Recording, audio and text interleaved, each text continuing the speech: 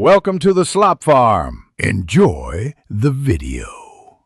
In this video, I will explain how to learn cricket at home alone. Start with the basics.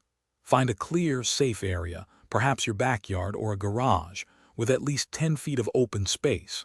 You'll need a cricket bat, a soft tennis ball or a similar practice ball, and some makeshift stumps, like 3 sticks or even a few books.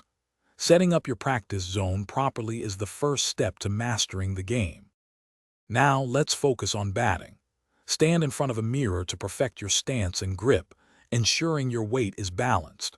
A ball suspended from a string can help you practice consistent front foot and back foot drives, improving your technique without needing a bowler.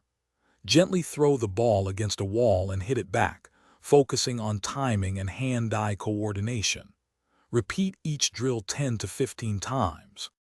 Next, let's develop your bowling. Practice your run-up and delivery stride, ensuring a smooth, straight approach.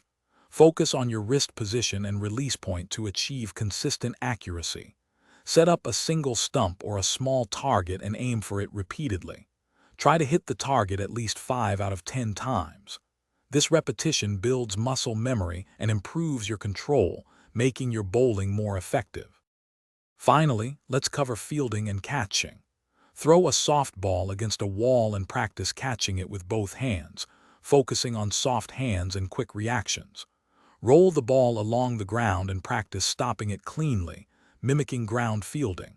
Incorporate quick, short sprints and changes in direction to improve your agility.